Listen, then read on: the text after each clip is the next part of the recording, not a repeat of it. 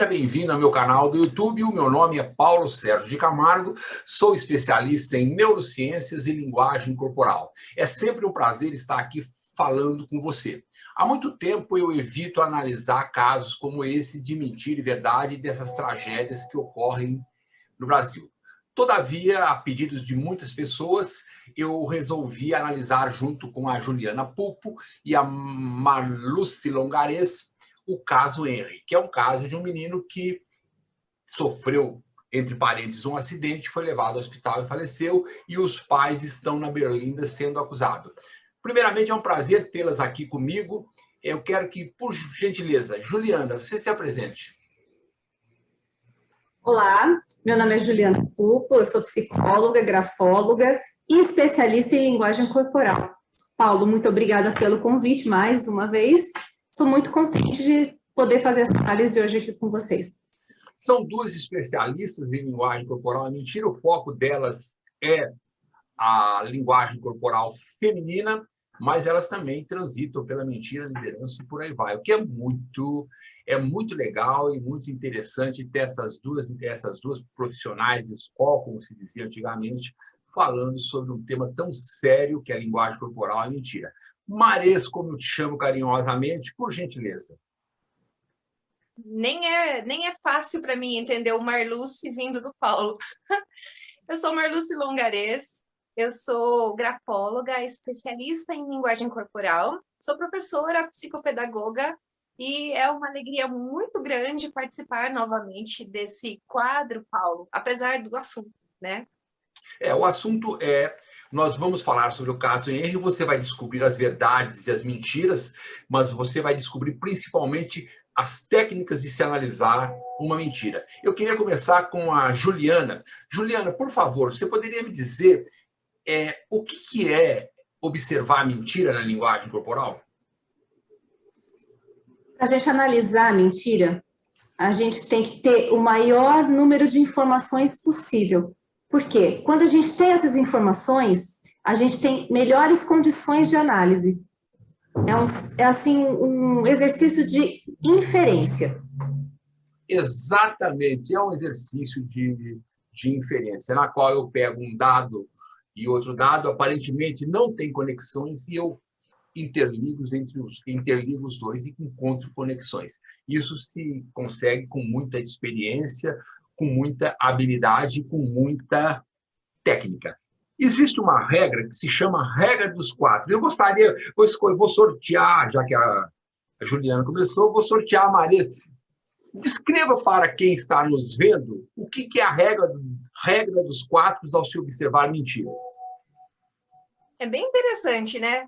Nós observamos sempre 4 características para chegarmos a essa proximidade do que é a mentira no discurso. Primeiro, existe sempre um contexto que me leva àquela conclusão. Por exemplo, um gesto de restrição, de acuamento, que seria o cruzar os braços, dado um contexto de frio lá no Nova York, no Central Park, nevando. É óbvio que a pessoa está com frio, ela está se aquecendo. Então, eu considero o contexto. Eu tenho que considerar sempre também uma condição de familiaridade. O quanto o indivíduo conhece aquilo, reconhece o que está acontecendo, quantos aspectos de junção eu tenho para formar aquela imagem. Eu tenho que considerar... Interrompendo, isso é importante, porque no momento que você acontece, a pessoa dá entrevista, e se você for analisar, você não sabe, você não tem dados suficientes reunidos para ter uma conclusão melhor. Então, as pessoas são muito assodadas. Por isso que nós deixamos passar. Quanto mais você se afasta e mais informações você tem, mais consistente fica a sua análise. Gostei dessa daí.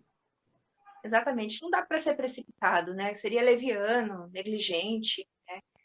Além dessa condição, então, da familiaridade que se tem, na regra dos 4, a terceira regra é observar as incongruências. O que é que não bate? O que é conflitante no discurso? Então, eu observo a incongruência daquilo E, por fim, eu junto tudo, né? Num conjunto. Eu preciso observar tudo que está ao redor daquele fato para chegar a alguma conclusão. O conjunto, os americanos chamam de cluster. O cluster é o cacho. Cluster é meu filho que quer que eu fale inglês perfeito. Eu não vou, depois de certa idade, você não fala inglês perfeito.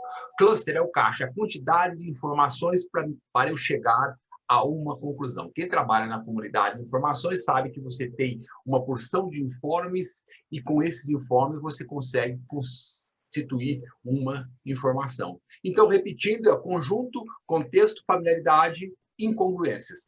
Perfeito. Perfeito. E o terceiro, a terceira momento que eu quero falar com vocês é que os principais serviços secretos do mundo, o FBI, a CIA, a NSA americana, o MI8 inglês, né? E outros serviços secretos, e a Polícia Federal no Brasil tem especialistas em analisar a linguagem corporal. Quando eu falo especialistas, são médicos, psiquiatras, psicólogos e por aí vai, pessoas de alto gabarito. O FBI usa três elementos para determinar a mentira. Vocês poderiam me dizer qual? São 3 linhas de ação. Desculpa. São 3 linhas de ação. A emocional, que diz respeito às emoções. A cognitiva, que diz respeito ao discurso, a análise do discurso. E a tentativa de controle. Quando o mentiroso está cometendo o ato de mentir, ele tenta controlar ao máximo os movimentos que ele faz. Controlar ou inibir. Isso tudo para ele tentar passar desapercebido quando ele estiver mentindo. Isso, estudo com enfermeiras que viam sinais, enfermeiras militares que viam tragédias, etc., e pediam que ela observasse o filme e uma tragédia. E quando elas relatavam, elas tinham que mentir. Então, quanto mais mentiam, mais elas controlavam as emoções, né? Os movimentos. Então, a tentativa de controlar o movimento faz parte da natureza humana. Eu quero passar despercebido. E a análise do discurso, como você bem disse, é outra técnica muito interessante. Mas, continuando, eu gostaria de saber, então, agora, já que você falou, Juliana, vamos dar uma chance para a Marlúcia. Marlúcia, eu vou te colocar na berlinda. Quais são os 2 tipos de mentira? Os 2 tipos de mentira, Paulo, são a ocultação e a falsificação. Há quem diga que o ocultar não é mentir, porque afinal não foi dito, né? Foi negado. Mas sim, uma modalidade. Além disso, a falsificação é quando se altera o fato. Agora, nada impede que as duas estejam presentes ao mesmo tempo, né? E o que acontece, que vocês vão ver na análise do casal, é que eles tentam fazer um discurso preparado. Vamos lá, falar em preparado, o que em relação à culpa, o que acontece com a culpa do mentiroso? O mentiroso, ele vai culpar a vítima, ele culpa a esposa, marido, papagaio, cachorro, periquito, culpa a situação toda, o uso de drogas, o fato de ter bebido, o que foi postado na internet. Então, ele vai culpar todo mundo, menos assumir a própria culpa. Ele vai querer pular fora, né? E nesse contexto, eu pergunto para vocês, nesse contexto, o que nós já temos várias informações, reunimos várias informações, sabemos que o menino os pais estavam separados, entre outras coisas, mas outros detalhes que eu tenho que levar em conta nessa análise. Existem, numa observação de se aquilo é mentira ou não, 4 características que apontam para a ação do mentiroso. O negar, minimizar, racionalizar e distanciar. Jus, me ajuda? O negar. Ajuda. Não fui eu. O minimizar. Isso não tem importância. Racionalizar. 26% dos acidentes domésticos terminam em morte. E o distanciar? As pessoas falam daquilo que elas não conhecem. A pessoa realmente quer pular fora. Essas 4 técnicas, é bem lembrado que talvez nós vamos talvez a gente consiga observar isso nos takes que eu preparei. Então, eu vou mostrar agora os takes, eu passo, a gente vai voltar várias vezes. Evidentemente que isso aqui é feito, eu estou testando as duas de improviso, então nós vamos ver como é que as duas vão sair. Nós vamos interromper, vamos ver aqui, e são vários takes que vocês vão aprender as técnicas de se observar mentira. Realçando que mentir não é crime. Não é crime e todos nós mentimos, de manhã, de tarde, de noite, para os nossos amigos, parentes, esposas, etc. Então, eu gostaria que agora nós vamos dividir a tela aqui, vamos ver o casal aqui, e vamos lá, então. Primeira cena. Importantes entrevistas. Boa noite. Obrigado por terem vindo. Aí estão eles, Henrique Medeiros e o vereador Dr. Jairinho. Eles vivem juntos há 3 meses. Essa primeira cena diz o que para vocês? Eles entraram juntos, mas eles estão visivelmente separados. Existe tensão entre os dois. Além disso, eles estão fazendo um gesto de parreira, né? Os dois estão com as mãos na mesma posição. É curioso, olha só, Paulo, nesse instante, ele pressiona os lábios, né? Ele faz aí, nesse momento, uma boca de ostra, o que revela muita tensão, ele está tentando conter as emoções. Exatamente, perfeito. Quando você briga com seu namorado, marido, ou amigo, os dois, um se olha para o outro, um não quer olhar para o outro, não troca olhares. Esse padrão é repetido em vários casos que eu analisei. O primeiro caso a ser analisado na TV brasileira que foi crítico foi o caso dos Nardoni. Eles sentaram no sofá e em nenhum momento o casal se olhava, trocava olhares. Isso é muito importante porque existe um conflito entre os dois. Vamos continuar, então, por favor. Eles vivem juntos há 3 meses. Qual a expectativa de vocês para essa entrevista? Vai ser a primeira que vocês vão dar desde os eventos, desde os acontecimentos. Que a gente mostre toda a verdade, vamos contar todos os detalhes. Ela diz que vai contar todos os detalhes. Vamos repetir essa cena, então. Ela disse, desculpa interromper, vamos lá. Os detalhes, vamos falar tudo que o senhor quiser. É bem isso. Verbalmente, ela declara aquilo que possivelmente o advogado conduziu. Nós vamos contar tudo, vamos declarar tudo. Mas a linguagem não verbal dela é a da negação. O corpo entra num grande desequilíbrio quando existe um processo de mentira, né? A boca diz sim, a cabeça diz não. É muito visível aqui. Vamos ver de novo para você guardar esse clássico da mentira. A gente está aqui para mostrar a verdade. Tem alguma restrição para que eu vou perguntar? Não tem censura nessa entrevista? Não, pode ficar à vontade.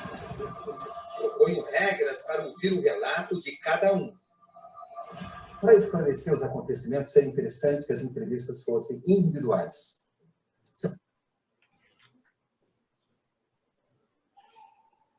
Aí existe, assim, é nítido que tem um conflito entre os dois. Ele puxa a cadeira para perto dela, né, numa intenção de se aproximar, e é como você mesmo comentou, né, Paulo? Quando um casal briga, não tem contato visual, porque os dois estão brigados. E é exatamente isso que acontece. Eles não têm contato visual. Então, um nítido sinal de conflito aí. Além do mais, ele está numa posição de castração. Nota que ele está com a mão na frente das genitálias. E mais para frente ele faz um gesto de o lábio de ostra, que ele está tentando controlar as emoções dele. Esse gesto, ele praticamente é um gesto que ele faz em toda entrevista. Ele fecha a boca. Esse não é raiva, é tentativa de não mostrar para o outro as emoções. Isso. Claro.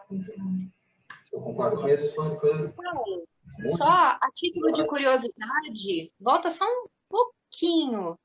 A gente observa nesse cenário aí que existe uma condução também, né? Foi tudo preparado, tem um brinquedo veio da sala do advogado, né? Então, isso tudo cria uma imagem, quem está assistindo, né? De maternidade, de infância, amenidade, né? Isso. É possível que o advogado tenha uma criança, mas ali está colocado estrategicamente entre o entrevistador e eles para mostrar o Mickey, quer dizer, algo que existe infantil. Além do que, nós temos que considerar também outros detalhes. Isso é importante. A vestimenta, ela usar botox, eles usando remédios para dormir, etc. Vamos continuar, então, por favor. Bem lembrado. Música, 15 horas. Essa é uma das partes mais legais dessa entrevista aqui, que existem bons especialistas em linguagem corporal no Brasil, excelentes, e excelentes também mulheres que trabalham com linguagem corporal, mas eu conheço 2 ou 3, e 2 estão aqui, que conhecem linguagem corporal e grafologia. Aqui está a escrita atribuída à mãe do Henry. O que vocês podem me dizer especificamente dessa escrita? Eu sei que muitas vezes um bilhete só não pode determinar dados da personalidade, com certeza. Mas eu gostaria que vocês discorressem sobre esse bilhete.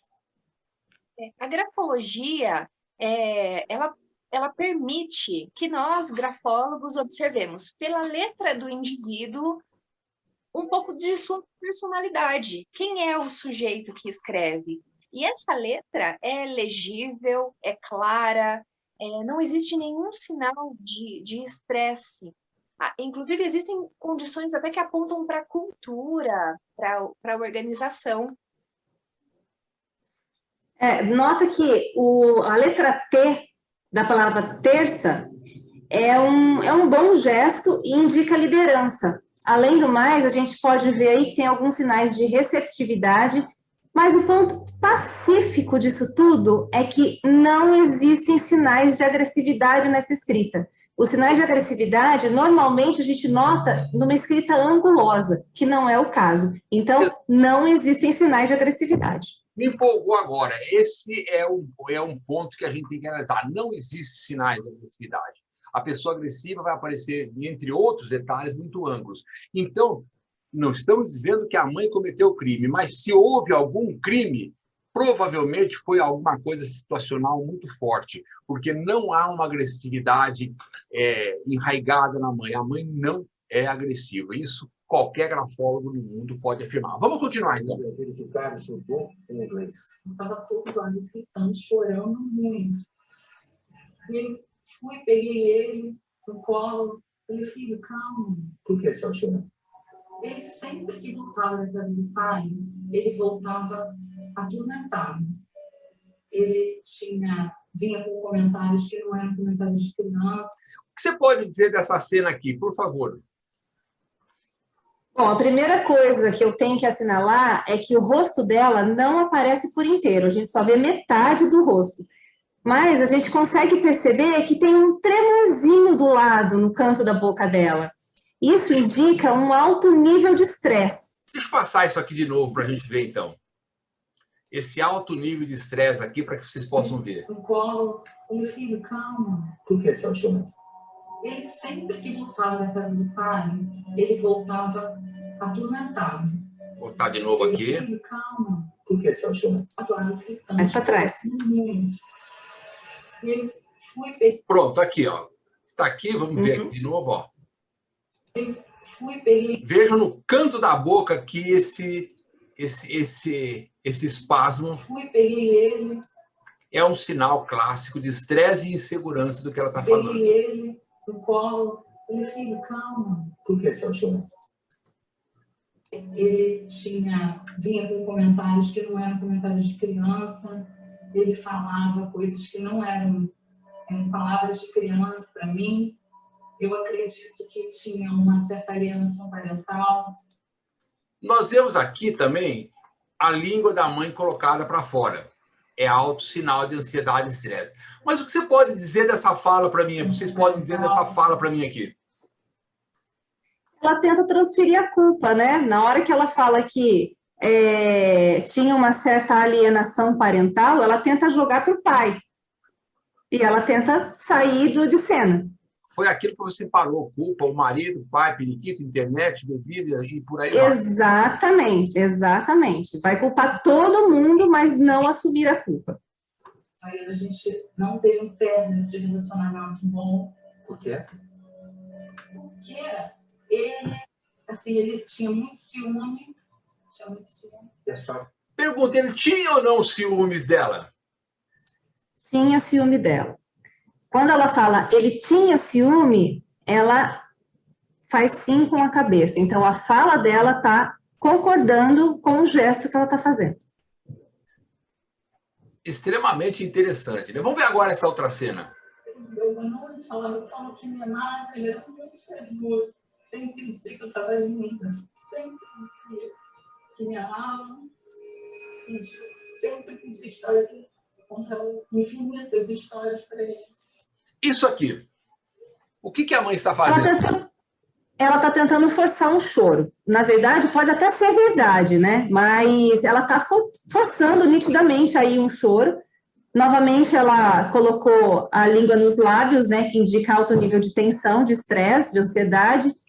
Mas ela está tentando forçar uma emoção que, na verdade, no momento, ela não apresenta. E a mão continua sem se mexer, né? Continua e a mão continua sem se mexer. Você está se contendo e não quer expor.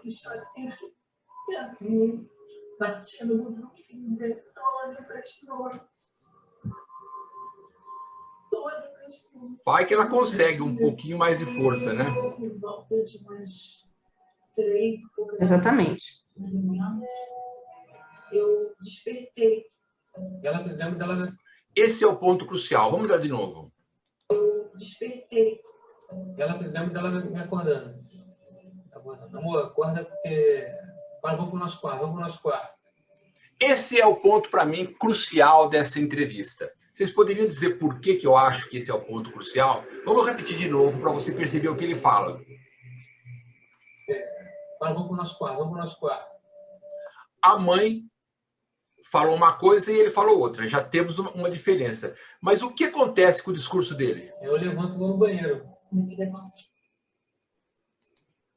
Vamos para o nosso quarto. Eu acordando. Amor, acorda porque... Vamos para o nosso... Pode repetir, por favor.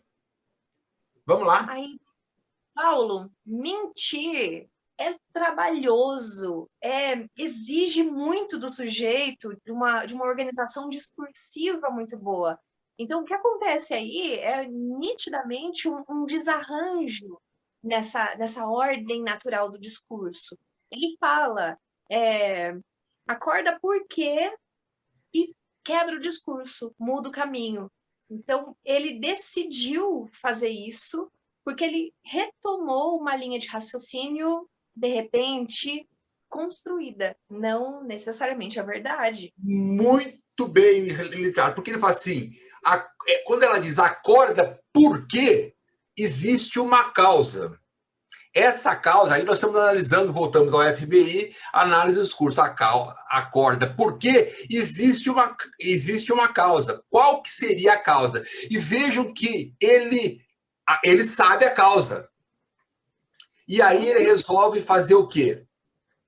Mudar o discurso. E acelera a fala e fala várias vezes. Quando você repete... 1, 2, 3, repete várias vezes, você está tentando convencer a pessoa. Vamos ver, então. Amor, acorda porque... Vamos para o nosso quarto. Eu levanto e vou no banheiro.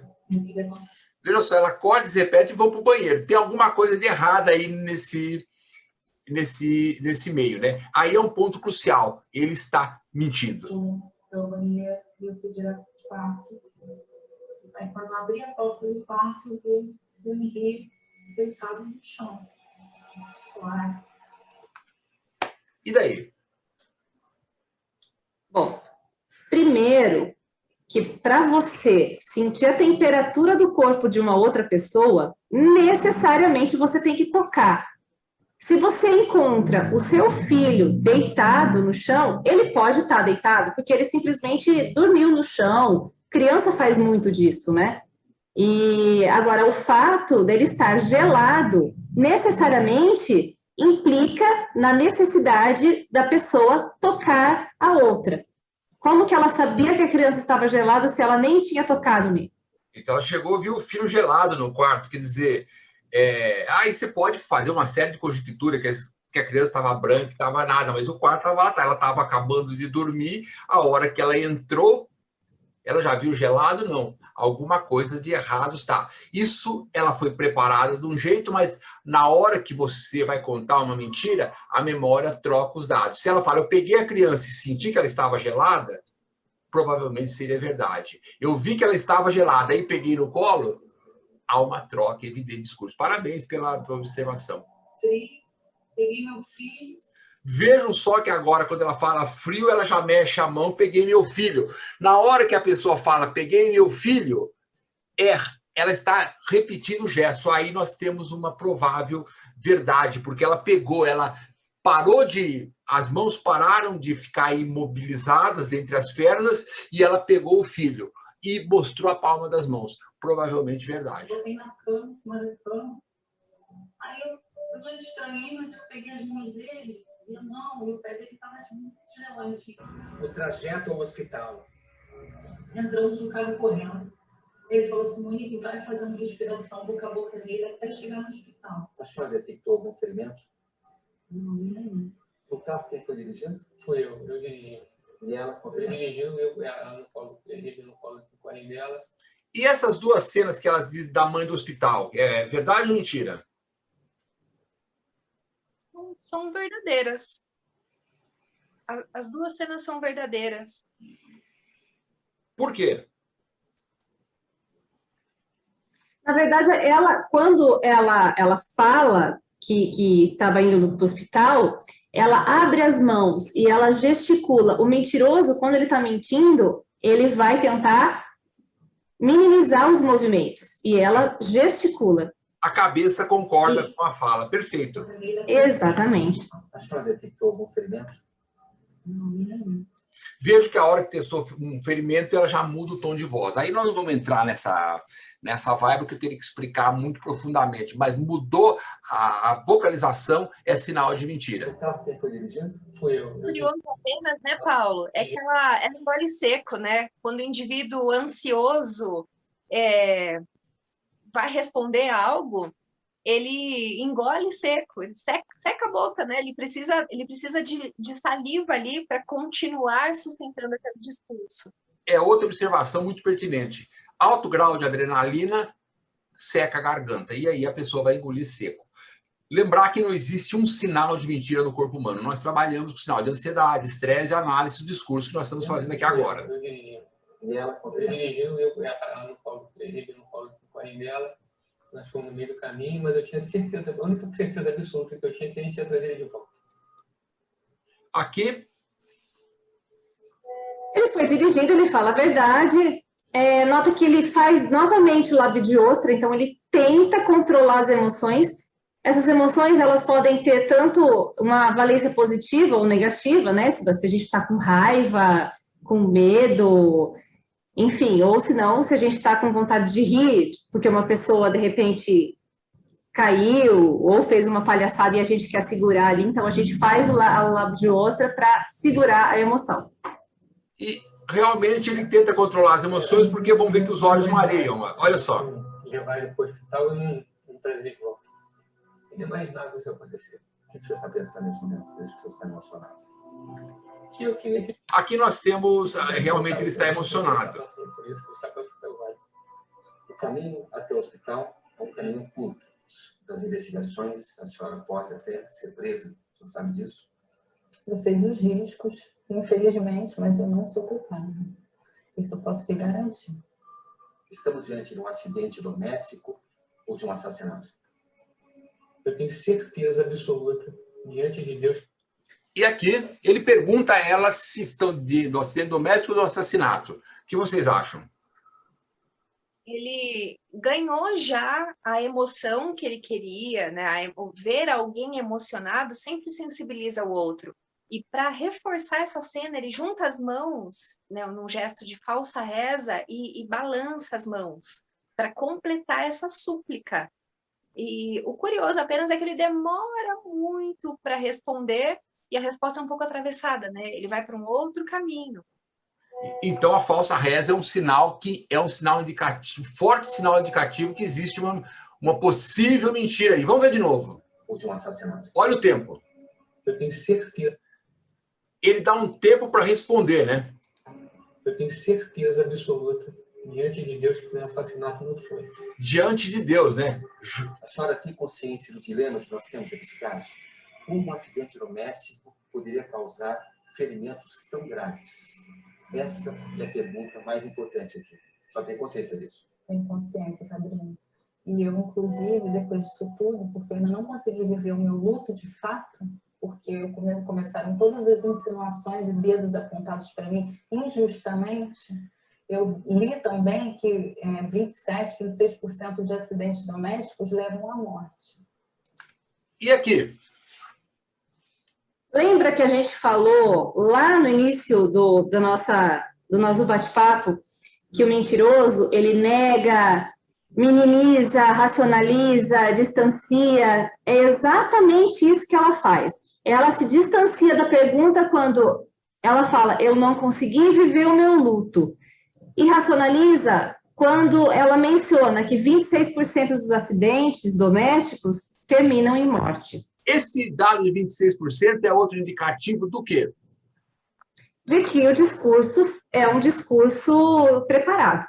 Que o discurso eles foram preparados para advogado. Não é... Gente, vocês que estão nos ouvindo aí, vocês que estão nos vendo, não é crime preparar o discurso. Eles têm todo o direito.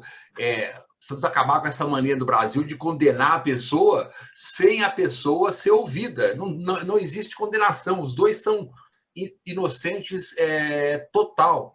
Nós estamos vendo as mentiras deles. E preparar o discurso, qualquer um seria um idiota se não preparassem, né? Exatamente, ainda mais porque quando você vai para uma negociação importante ou uma entrevista de emprego, você também prepara um discurso. Exatamente. Quem está me assistindo, as mães que estão me assistindo sabem que é impossível matar um filho. Isso não existe. Uma mãe não mata um filho. Uma mãe não encobre alguém que mata o seu próprio. Aqui ela tenta criar empatia, eu sou igual a vocês, mães. A mãe não mata o filho, eu não mato o filho. Ninguém mata o filho, eu não matei meu filho. Isso aqui também faz parte do discurso. Eu não conheço esse tipo de casos, mas existe. Eu não conheço. Na história da humanidade, centenas de mães, milhares, milhões de mães mataram os filhos. E até hoje tem mãe que joga filho no lixo. A última coisa que a gente queria estar passando nesse momento é isso que a gente está passando agora. Mas eu conversei com ela também entendeu que seria importante dar essas informações no dia de hoje para que as pessoas pudessem conhecer a gente também. E a gente observa que ele está bem inclinado para o lado dela. É um momento em que, o único momento em que há toque entre eles, ele segura a mão dela, mas ela continua, como a Ju mencionou, né?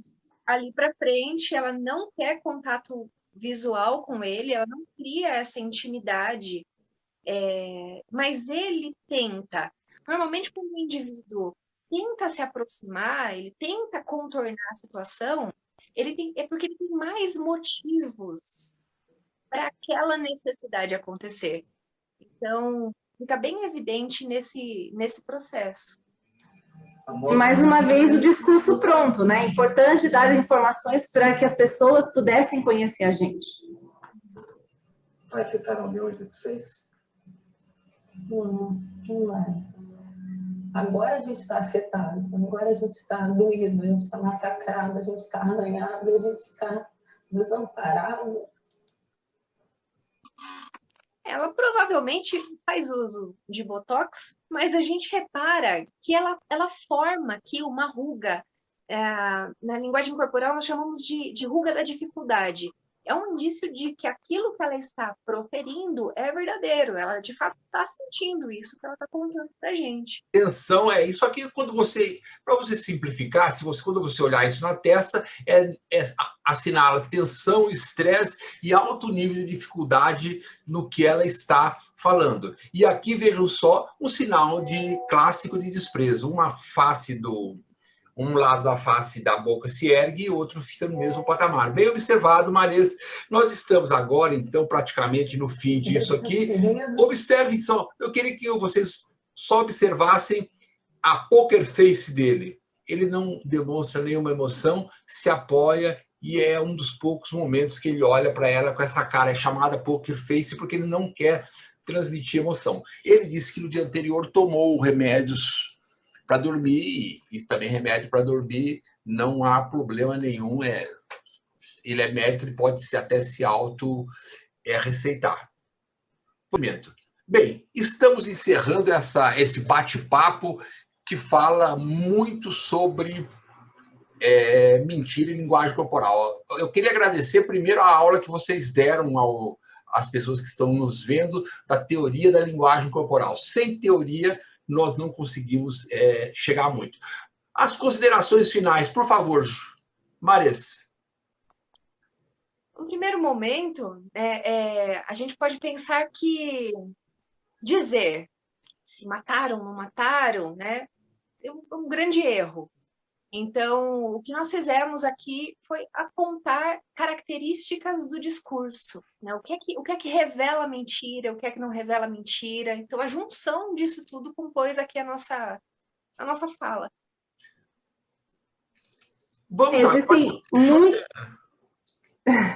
Existem muitos gestos de incongruência.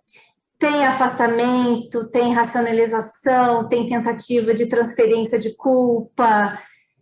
É nítido que os dois mentiram na entrevista, mas a gente não pode condenar. E a gente não pode afirmar com certeza, porque, que nem eu falei, o rosto dela não estava 100% à mostra. A gente, em alguns momentos da entrevista, a gente só tinha metade do rosto dela para analisar. Então, seria um pouco de irresponsabilidade da nossa parte fazer qualquer tipo de afirmação. Mas é muito nítido que existe um sinal de conflito aí bem grande entre os dois. Então, eu chegaria à conclusão, todos nós sabemos, evidentemente, que a criança morreu, existe uma vítima, a criança estava sob a guarda da mãe e do pai, o que já indica em termos de uma responsabilidade. Os legistas, pelo que nós sabemos, afirmaram que os ferimentos são compatíveis com agressão, e você poderia começar a pensar em traçar várias hipóteses para chegar a uma conclusão. O certo é que os dois são inocentes, mentiram durante toda a entrevista, foram treinados pelo advogado, inclusive para passar informações, mas isso não quer dizer que a gente vai culpar os dois. Em termos de técnica, você poderia começar a traçar várias linhas de ação para saber o que aconteceu. Ele disse que tomou remédio. Se estivesse fazendo esse tipo de investigação, já teria pedido na mesma hora um exame toxicológico. Porque o remédio pode não ser remédio. Não estou acusando os dois de ter tomado qualquer coisa, não. Mas eu pediria um exame toxicológico para proteger os dois. Entendeu? Já que eles tomaram remédio. O ponto capital, como vocês viram, é na hora que ele fala que ele muda o discurso bem no meio da nossa entrevista. E a mãe também, ela não maneja bem com o tempo de pegar a criança, ver a criança gelada e depois pegar a criança. Então, existem mentiras consistentes. Pessoalmente, por experiência, eu acho que a Polícia Civil vai indiciar os dois, ou nós vamos ver. O importante é que você entenda que ver mentira não é uma ciência exata, e se você encontrar algum curso que diz que você vai acertar 90%, 80%, 60% de mentiras, não faça, porque é mentira. Mais uma vez, eu agradeço a você, Juliana Pupo, e a Marluce Longares, que é a Marês, né, entrevistas, são duas especialistas em linguagem corporal, grafólogas de mão cheia. Mais uma vez, obrigado e até a próxima. Fique com Deus e se cuide por causa do convite. É sempre um prazer tê-lo aqui. Paulo Sérgio de Camargo, especialista em linguagem corporal, neurociências e grafólogo. Muito obrigado para vocês. É sempre um prazer bater um papo delicioso com vocês. Até a próxima.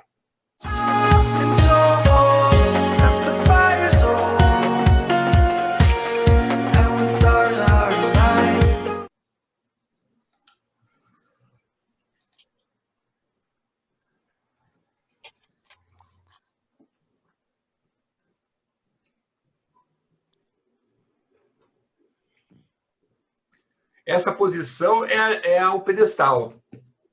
E inclinar o corpo para frente e interesse. Isso está sendo gravado, eu vou colocar na nossa live.